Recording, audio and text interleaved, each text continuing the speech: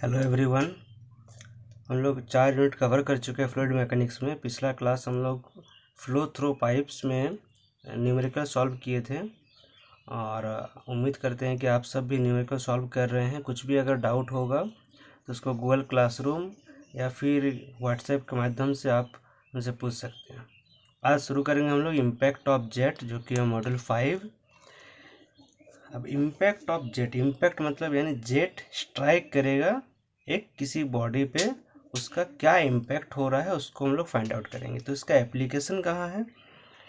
Turbine में। जैसे कि देखते होंगे कि कोई एक जेट, जैसे पेल्टन व्हील में सपोज एक टरबाइन है ये। अब इसमें बहुत सारे ऐसे ब्लेड लगे हुए होते हैं। अब एक जेट्स पाइप में एक नोजल लगा हुआ होता है। नोजल क्या करता है? जो प्रेशर एनर्जी है उसको कन्वर्ट करता है काइनेटिक एनर्जी में, जो कि एक जेट का फॉर्मेशन होता है। और वो जेट स्ट्राइक करता है एक ब्लेड पे, जो इसका करता है, इस ब्लेड को मूव कराता है और ये ब्लेड तब सामने आता है, उस पे स्ट्राइक करता है। ऐसे करके ये एक रोटेशन होता है। तो इसी इम्पैक्ट ऑफ जेट में ही हम लोग देखें कि एक अगर फिक्स्ड वर्टिकल होगा या फिर मूविंग वर्टिकल होगा या फिर कर्व वैन होगा तो उसका क्या क्या इम्पैक्ट होगा। सबसे पहले हम सिलेबस डिस्कस कर लेते हैं। सिलेबस में है impact of jet on fixed vertical and moving vertical flat plates. तो पहला केस होगा कि जो ये ब्लेड होगा ये फ्लैट होगा, यानी ऐसा वर्टिकली होगा, फ्लैट होगा। उस पर कोई जेट अगर स्ट्राइक करेगा तो उसका क्या इम्पैक्ट होगा उसको देखेंगे जब ये प्लेट जो है वो फिक्स रहेगा, यानी मूव नहीं करेगा। और दूसरा केस देखेंगे जब ये प्लेट एक डेफिनाइट वेलोसिटी से मूव करेगा। दूसरा टॉपिक है impact of jet on curved veins, यानी कि जो रियल केस है जो कि टरबाइन में होता है। कर्व्ड वेन, इसको लोग बोलते हैं vane, curved vane with special reference to turbine and pump. Turbine और पंप में होता है कि हम लोग वेन्स का यूज करते हैं जो कि कर्व्ड होता है, और उस पर जो इम्पैक्ट होता है जेट का उसको हम लोग निकालेंगे। यह है आप लोग का दूसरा टॉपिक। इसको निकालने के लिए सबसे फंडामेंटल जो थ्योरम है वो है Newton second law. Rate of change of momentum is directly proportional to force. हम लोग इस केस में क्या करेंगे, जो ये जेट इम्पैक्ट हो रहा है इसका चलते जो rate of change of momentum है उसको निकालेंगे। उससे हम लोग फोर्स को कैलकुलेट कर सकते हैं। तो हम लोग फोर्स और वर्क डन कैलकुलेट करेंगे कि कोई अगर जेट इम्पैक्ट कर रहा है कोई एक बॉडी पे, तो उस केस में कितना फोर्स वो एग्जर्ट कर रहा है वेन पे और वर्क डन कितना हो रहा है। ये दोनों चीज़ हम लोग कैलकुलेट करेंगे डिफरेंट केसेस में। तो पहला केस हम लोग कंसिडर करते हैं force exerted by the jet on a stationary vertical plate. Stationary means वो मोशन में नहीं है, ये फिक्स्ड प्लेट है। तो डायग्राम को पहले समझिए। ये है पाइप में नोजल लगा हुआ है। नोजल से ये जेट है जो कि स्ट्राइक कर रहा है इस प्लेट पे। प्लेट फिक्स किया हुआ है, यानी ये मोशन में नहीं है। और ये जेट जो स्ट्राइक करेगा, स्ट्राइक करने के बाद ये डिफ्लेक्ट करेगा। डिफ्लेक्ट कैसे करेगा? 90 डिग्री में। चूँकि ये फ्लैट है इसलिए जेट जो है 90 डिग्री में डिफ्लेक्ट करेगा। और नोजल से जो जेट आ रहा है उसका वेलोसिटी हम लोग मान लेते हैं कि v है। तो हम लोग माने हैं कि v वेलोसिटी ऑफ जेट है, d डायमीटर ऑफ जेट है। तो d डायमीटर है तो हम लोग एरिया कैलकुलेट कर सकते हैं। एरिया हो जाएगा π/4 d²। अब चूंकि ये जेट स्ट्राइक करने के बाद 90 डिग्री में डिफ्लेक्ट हो रहा है, तो इस केस में हम लोग जो इसी डायरेक्शन में ये डायरेक्शन हम लोग कंसिडर कर रहे हैं, हम लोग फोर्स भी इसी डायरेक्शन में फाइंड आउट करेंगे। तो इस डायरेक्शन में और कोई फोर्स नहीं है, चूंकि ये वेलोसिटी इस डायरेक्शन में हो रहा है तो उसको हम लोग नेगलेक्ट कर सकते हैं। सिर्फ हम लोग इसी डायरेक्शन में जो मोशन होगा उसको कंसिडर करेंगे ताकि हम लोग उसको कैलकुलेट कर सकते हैं फोर्स फाइंड आउट करने में। सो फोर्स क्या होता है? Force exerted by the jet on the pipe in the direction of jet.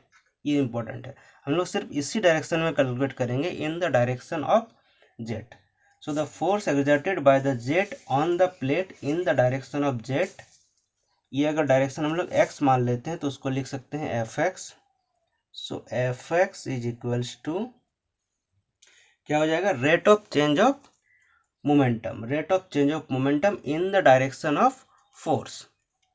ठीक है, मोमेंटम क्या होता है, पी मास इंटू वेलोसिटी। ठीक है, तो rate of change of momentum यानी कि initial momentum minus final momentum divide by time. So F x हम लोग लिख सकते हैं rate of change of momentum in the direction of force. So rate of change of momentum in x direction, और x direction क्या है, जो jet का वेलोसिटी है, जेट का डायरेक्शन है। तो इसको हम लिख सकते हैं initial moment minus final moment by time. So P initial minus P final upon time. Momentum क्या होता है, mass into velocity. So initial momentum क्या हो जाएगा, मास अगर m है multiplied by velocity, initial velocity. अब इनिशियल वेलोसिटी हम लोग माने हैं इस केस में v, और फाइनल वेलोसिटी यानी कि स्ट्राइक करने के बाद जो वेलोसिटी होगा इस डायरेक्शन में वो हो जाएगा 0। एक्स डायरेक्शन में इनिशियल वेलोसिटी v है और फाइनल वेलोसिटी 0 है, क्योंकि जब ये स्ट्राइक करने के बाद इस डायरेक्शन में कोई फ्लूइड, कोई जो जेट है इस डायरेक्शन में कोई मूवमेंट नहीं है, स्ट्राइक करने के बाद परपेंडिकुलर डायरेक्शन में डिफ्लेक्ट कर रहा है, इसलिए उसको हम लोग नेग्लेक्ट कर रहे हैं। तो फाइनल वेलोसिटी हो जाएगा 0। तो initial velocity v minus mass multiplied by final velocity 0 by time.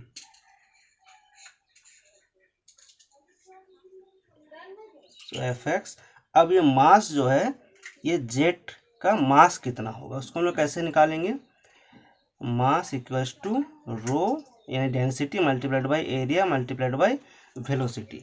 इसको ऐसे समझते हैं कि वेलोसिटी यानी कितना मीटर पर सेकंड में कितना मीटर वो ट्रेवल कर रहा है, एरिया यानी कि जेट का जो क्रॉस सेक्शन एरिया कितना है वो होगा मीटर स्क्वायर। सो ये दोनों का एरिया मल्टीप्लाइड बाय वेलोसिटी अगर हम लोग करेंगे तो कितना वॉल्यूम मूव कर रहा है एक सेकंड में, ये हम लोग फाइंड आउट कर सकते हैं कि जेट कितना वॉल्यूम मूव कर रहा है एक सेकंड में। तो मास हम लोग निकाल सकते हैं, इसको अगर डेंसिटी से मल्टीप्लाई कर देंगे, डेंसिटी यानी कि kg per metre cube. So metre cube cancel out, kg per second. तो मास यानी कि एक सेकेंड में कितना मास ट्रेवल कर रहा है उसको हम लोग लिख सकते हैं रो ए भी, which is equals to mass per unit time m by t multiplied by v। इसको लिख सकते हैं मास यानी रो ए भी upon mass per unit time, इसलिए टाइम नीचे कैंसिल आउट हो जाएगा, मल्टीप्लाइड बाय v। सो ये हो जाएगा रो ए वी स्क्वायर। तो इस केस में अगर प्लेट फिक्स्ड है यानी कि स्ट्राइक करने के बाद कोई मूवमेंट नहीं है, तो इस केस में जो फोर्स जेट के द्वारा प्लेट पे दिया जा रहा है वो क्या होगा, रो ए वी स्क्वायर। अब दूसरा केस ये है कि अगर ये प्लेट कुछ एक मोशन में मूव कर रहा हो तो उस केस में क्या होगा। यहाँ एक नोट पॉइंट ये है कि हम लोग लिए हैं P initial minus P final, यानी initial momentum minus final momentum, जबकि रेट चेंज ये भी होता है कि फाइनल माइनस इनिशियल। इसमें एक कंसिडरेशन ये है कि हम लोग निकाल रहे हैं कि जेट कितना फोर्स एग्जर्ट कर रहा है प्लेट पे, ना कि प्लेट कितना एग्जर्ट कर रहा है जेट पे। अगर हम लोग उल्टा निकालते यानी कि प्लेट कितना जेट पे फोर्स एग्जर्ट कर रहा तो हम लोग उसको लेते P final minus P initial. चूँकि हम लोग निकाल रहे हैं जेट कितना फोर्स एग्जर्ट कर रहा है प्लेट पे, इसलिए हम लोग देंगे P initial minus P final. अब अगर यूनिट हम लोग निकालेंगे कि फोर्स का यूनिट क्या होगा, तो सिंपली अगर डेंसिटी का यूनिट है kg पर मीटर क्यूब और area metre square and velocity metre per second, तो ये फोर्स का यूनिट हो जाएगा इन न्यूटन। तो दूसरा केस हम लोग देखते हैं कि जब प्लेट मूव कर रहा हो कुछ एक डेफिनाइट वेलोसिटी से। तो ये दूसरा case, force exerted on flat vertical plate moving in the direction of jet. अगर जेट का डायरेक्शन में कुछ एक डेफिनाइट वेलोसिटी से मूवमेंट कर रहा हो तो क्या होगा। तो हम लोग कंसिडर ये किए हैं कि इनिशियल वेलोसिटी जो जेट का वेलोसिटी है वो है v, और जो प्लेट मूव कर रहा है वो वेलोसिटी है u। तो इस केस में क्या होगा, जो जेट स्ट्राइक करेगा प्लेट पे वो रिलेटिव वेलोसिटी से स्ट्राइक करेगा। यानी कि अगर ये वेलोसिटी है 10 सपोज और ये वेलोसिटी है 2, तो दोनों का रिलेटिव वेलोसिटी यानी कि 8 वेलोसिटी से ये स्ट्राइक करेगा प्लेट पे। तो इस केस में सिंपली जो कैलकुलेट हम लोग किए थे सेम रहेगा, सिर्फ ये चेंज होगा कि हम लोग रिलेटिव वेलोसिटी को काउंट करेंगे इस केस में।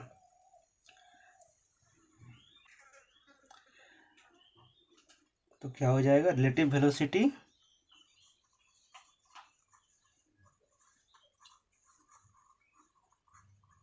Equals to v minus you.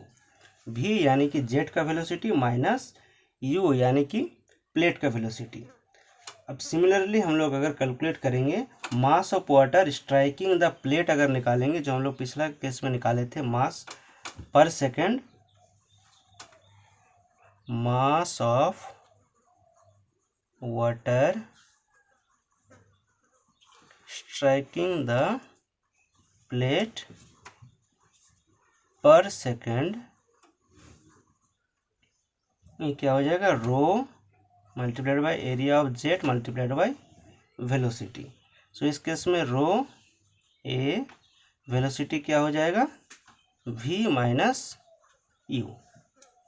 अब हम लोग फोर्स एक्सर्टेड अगर निकालेंगे, फोर्स इन डायरेक्शन x, ये डायरेक्शन है x, force exerted by the jet on the plate, similarly क्या हो जाएगा, rho A multiplied by v minus U यानी कि mass striking per second multiplied by velocity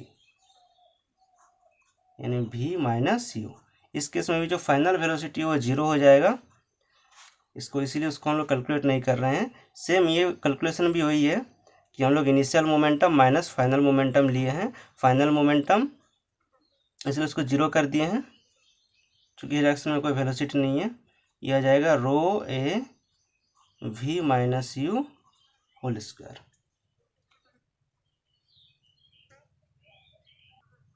similarly इस केस में भी जो फोर्स का यूनिट होगा, ऐसा unit of force is equals to Newton.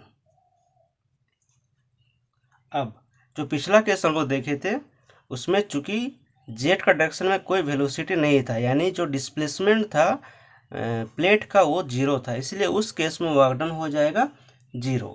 लेकिन इस केस में जो प्लेट है उसका कुछ एक डिस्प्लेसमेंट है, इसलिए इस केस में जो वर्क डन होगा वो 0 नहीं होगा, वर्क डन हम लोग कैलकुलेट करेंगे। तो इस केस में वर्क डन क्या हो जाएगा, वर्क डन पर second by the jet on the plate. Work done क्या होता है, फोर्स मल्टीप्लाइड बाय डिस्टेंस और displacement of the plate in the direction of jet. So displacement of the plate in the direction of jet per unit time, यानी पर second कितना distance वो travel कर रहा है उसको लेके, क्योंकि हम लोग वर्क डन पर सेकंड कैलकुलेट कर रहे हैं। तो वर्क डन फोर्स यानी जो फोर्स एक्सर्ट कर रहा है वो है एफ एक्स मल्टीप्लाइड बाई, अब जो इस डायरेक्शन में यूनिट टाइम में कितना डिस्टेंस ट्रेवल कर रहा है वो हो जाएगा u, क्योंकि जो प्लेट का वेलोसिटी है वो है u, इसलिए इस डायरेक्शन में यूनिट टाइम में कितना ट्रेवल करेगा u। क्योंकि प्लेट अगर मूव कर रहा है, सपोज u वेलोसिटी है 2 मीटर पर सेकेंड, तो 1 सेकेंड में प्लेट 2 मीटर ट्रेवल करेगा। यानी कि जो डिस्प्लेसमेंट होगा वो हो जाएगा 2 मीटर, यानी जो वैल्यू है u का, इसलिए हम लोग यहाँ पे fx मल्टीप्लाइड बाई u। अब fx का वैल्यू क्या है, rho A V minus you whole square multiplied by U. So ऐसे हम लोग कैलकुलेट कर सकते हैं वर्क डन पर सेकेंड। अब इसका ऐसा यूनिट अगर होगा सारा, अगर डेंसिटी केजी पर मीटर क्यूब में हम लोग लेंगे और फोर्स न्यूटन में होगा, इसलिए जो वर्क डन है उसका यूनिट हो जाएगा वाट या फिर न्यूटन मीटर पर सेकेंड और वाट। ऐसा यूनिट ऑफ वर्क डन, चूँकि हम लोग पर यूनिट टाइम पे लिए हैं इसलिए न्यूटन मीटर पर सेकेंड आ गया। हम लोग नेक्स्ट लेक्चर में इसका रिगार्डिंग कुछ न्यूमेरिकल्स देखेंगे, न्यूमेरिकल सॉल्व करेंगे। और नेक्स्ट लेक्चर में हम लोग ये भी देखेंगे कि अगर कोई प्लेट कर्व्ड है, कर्व्ड यानी कि इस केस में जो फ्लैट था, अब केस ये हो सकता है कि ये प्लेट कुछ इस टाइप का हो और इस पे जेट स्ट्राइक कर रहा हो, और उस केस में क्या होगा, जो फाइनल वेलोसिटी होगा वो कुछ ना कुछ इस डायरेक्शन में भी रहेगा, यानी जो एक्स डायरेक्शन है, जो फाइनल वेलोसिटी है, इस केस में 90 डिग्री में डिफ्लेक्ट हो रहा था, इस केस में कुछ एक एंगल पे डिफ्लेक्ट होगा, इसलिए कुछ एक वेलोसिटी का कंपोनेंट इस डायरेक्शन में भी आएगा, उसको कंसिडर करना जरूरी होगा। तो नेक्स्ट लेक्चर में हम लोग देखेंगे कि उसको कैसे सॉल्व करेंगे और इसका रिगार्डिंग कुछ लोग न्यूमेरिकल सॉल्व करेंगे। Thank you.